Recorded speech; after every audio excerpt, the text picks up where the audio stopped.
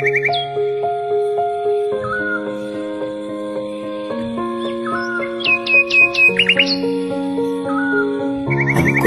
under and I feel this time there's no one to save me.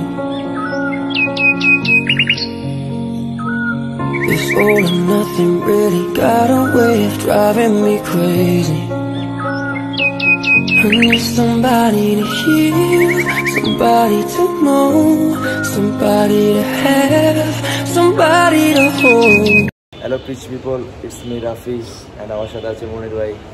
সচরাচর ENT একসাথে হয় না, কারণ কালকে অনেক পরিশ্রম গেছে।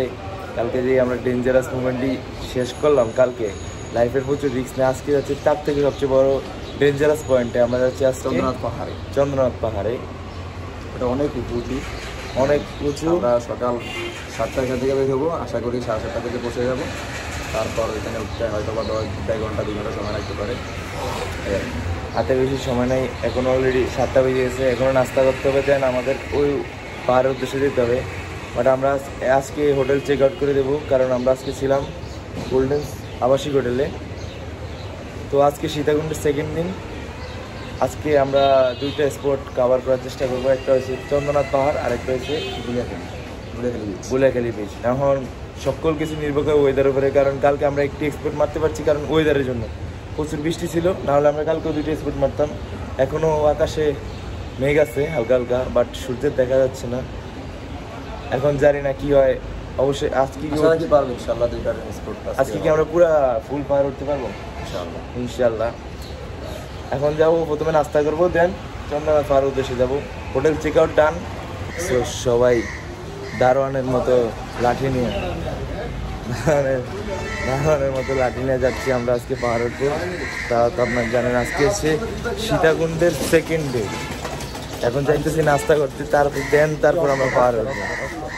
তো নাস্তা আমাদের টাইম হয়ে গেছে, এখন লক্ষ্য জ্ঞান চন্দ্রনাথ পাহাড়ের চূড়ায় আজকে। কালকে তো অনেক ডেঞ্জারাস ভাবেই, বাট আজকে কিন্তু আমাদের একটা পজিটিভ দিক, আজকে দ্রুত সূর্য উঠে গেছে, পুরা তীক্ষ্ণ সূর্য দেখা যাচ্ছে না। ওয়েদার বাট এখনও কিন্তু আকাশ মেঘলা হয় না, ওয়েদার এক সাইডে সূর্য আর এক সাইডে এখন সিএনজি দিয়ে যাবো চন্দ্রনাথ পাহাড়ে, বা হয়তো বা কত মিনিট সময় লাগতে পারে, মানে 5-10 মিনিট লাগবে। আর চূড়ায় উঠতে হলে মিনিমাম 2.5 থেকে 3 ঘন্টা লাগবে। 5-10 মিনিট লাগবে, আর চূড়ায় উঠতে হলে মিনিমাম 2.5 থেকে 3 ঘন্টা। তাহলে নামতে 2.5 থেকে 3 ঘন্টা, মোট 5 ঘন্টা এখানেই শেষ। আজকে দিন জানি না, আরেকটা স্পট মারতে হবে, বাট কীভাবে ঠিক আছে দেখা যাক। এখন যাবো চন্দ্রনাথ পাহাড়ে, দেখা হবে ওখানে গিয়ে। তো অবশেষে আমরা চন্দ্রনাথ পাহাড়ে এসে বললাম, বাট রাস্তা বন্ধ থাকার কারণে সিএনজি আমাদের আরও 5 মিনিট আগের রাস্তাতে নামিয়ে দিছে। হেঁটে হেঁটে এখন এই আয়ান সামনে স্টপ কোন থেকে শুরু? এখান থেকে শুরু, নিচ থেকে? এখান থেকে শুরু। আমাদের সাথে আছে আজকে সবাই। কালকে যে আমরা যা করছি আজকে কি তার থেকে ভয়ঙ্কর হবে? অবশ্যই তো বৃষ্টি নাই, অবশ্য আজকে অবশ্য বৃষ্টি নাই। দেন দেখা যাক আজকে কালকে থেকে কষ্ট কিনা, বাট কালকে আমরা যা করছি তা বৃষ্টির মধ্যে অবশ্যই ডেঞ্জারাস ছিল। আজকেটা আরো যতটা সুন্দর ছিল এবং ততটাই ভয়ঙ্কর ছিল। কালকে বৃষ্টি থাকার কারণে আরো ঝর্ণাটা সুন্দর হয়েছে, বাট অবশ্যই আমরা একটা স্পট মারার চেষ্টা করছি, বাট আজকে 2টা স্পট হবে অ্যাট এনি কস্ট। সবাই হাঁটা শুরু করছি এখান থেকে। আমাদের গ্যাং হয়েছে এখানে, সবাই একবার হাইক। সবার মুড অফ, কারণ ঘুমের থেকে উঠতে আসছে। আমাদের আজকে কয়টায় ওঠার কথা ছিল? 6টায় বেরোর কথা ছিল। 5টা না 5:30টায় ওই জায়গায় আমরা আসছি 7:30টায়, অনেক লেট। কারণ এটা সচরাচর হয়ে থাকে, কারণ একসাথে গ্রুপে অনেকজন থাকলে টাইম মেজারমেন্টের অনেক ঝামেলা হয়ে থাকে। এটা নতুন কিছু না, টিকিট নিতে হবে। হ্যালো গাইস, আমরা এখন উঠতেছি চন্দ্রনাথ পাহাড়ে, একদম চূড়ায়। আমাদের গন্তব্য অলরেডি আরও 5 মিনিট আগে শুরু হয়ে গিয়েছে। হ্যাঁ, আমাদের সাথে আছে নাদিমুল, দেন বনি, আর পিছে আছে হচ্ছে হাসনাইন। একটু ফাস্ট আসো। আসলে সিঁড়িগুলো অনেক উঁচা, যাইতে খুবই কষ্ট হইতেছে, তাও আমরা সাকসেস হব ইনশাল্লাহ, চূড়ায় উঠবই, কারণ আল্লাহর সৃষ্টি আমাদের উপভোগ করতে হবে, এই হচ্ছে কথা। এখন কিছুটা সমতল আছে, দেন আবার উঁচু। হ্যাঁ, ভিউ তো অবশ্যই পাবো। বেসিক্যালি আমরা হার মানার ছেলে নয়, হ্যাঁ তো আমরা হার মানতে চাই না, আমরা এটা জয় করতে চাই। তো অবশ্যই। মানে শরীরে অনেক প্রেশার পড়তেছে, পায়ের উপর অনেক প্রেশার। হ্যাঁ কালকে খোয়াছড়ি ঝর্ণাতে গেলাম, ওইখানে অনেকটা ট্রেকিং করে আমরা খুবই ক্লান্ত। তো তাও এই ক্লান্ত শরীর নিয়ে তাও যাওয়ার চেষ্টা করতেছি। তো দেখি বাকিটা কতটুকু যেতে পারি। বনি, তোমার অভিমত? কালকে এত কিছু করে তারপরে রাত্রে ঘুম না যে সকালে এত তাড়াতাড়ি আসলাম, শরীর খুবই ক্লান্ত, তাও ইনশাল্লাহ আমরা সফল হবো। হ্যাঁ ইনশাল্লাহ। হাসনাইন? ইনশাআল্লাহ হ্যাঁ ওকে, তো যাবোই। যতটুকু পারি ভিডিও করি, দেন আমরা মাঝখানে কিছু ক্লিপ নিব। সম্পূর্ণ হ্যাঁ সম্পূর্ণ ভাবে নেওয়া সম্ভব না, এই হচ্ছে কথা। ওকে, দেখা হচ্ছে। মাত্র 10 মিনিট আছে আপনার এখন। লিটারালি এই 10 মিনিটে কিনা আমি তার শিওর না।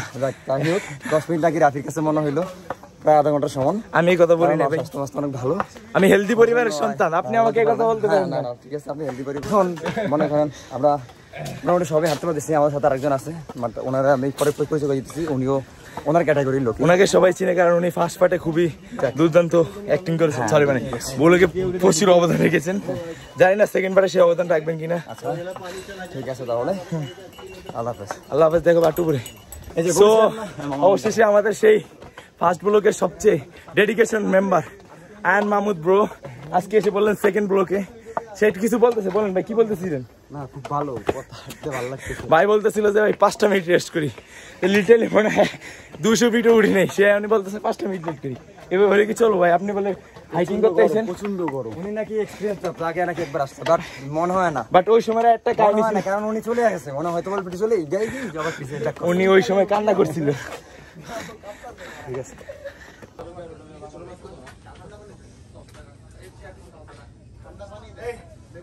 অলরেডি প্রায় অর্ধেক শেষ হয়ে গেছে, আর আধা ঘন্টা আমাদের হাঁটতে হবে। বাট কি বলবো, পুরো অবস্থা খারাপ হয়ে যায়। অ্যাটলিস্ট 10 টাকার লেবু শরবত। হ্যাঁ 10 টাকা লেবু শরবত 10টা এই যে নিলাম। কই বাটেরই 100 টাকার সমান এখন। মামা উপরে যান তো। আমাদের চারজন করে উপরে উঠে গেছে, দেন তাদের খুঁজে পাওয়া গেছে। বাট তারা তাও মামা ওরা দিয়ে আমাকে রেখেছে গেতেছে। আমরা শুধুমাত্র লেট করতেছি কার জন্য? আয়ন মাহমুদের জন্য। লিটারালি তুমি বলে আরো আগে এই পাহাড় উঠছে একবার, 2 বছর আগে। ছোটবেলা ছিল এটা।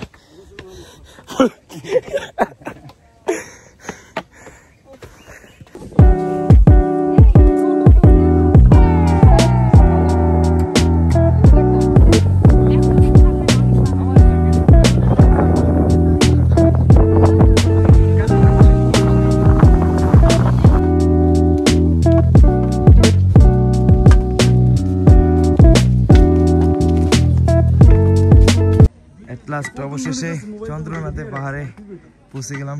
জাস্ট ভিউটা দেখেন।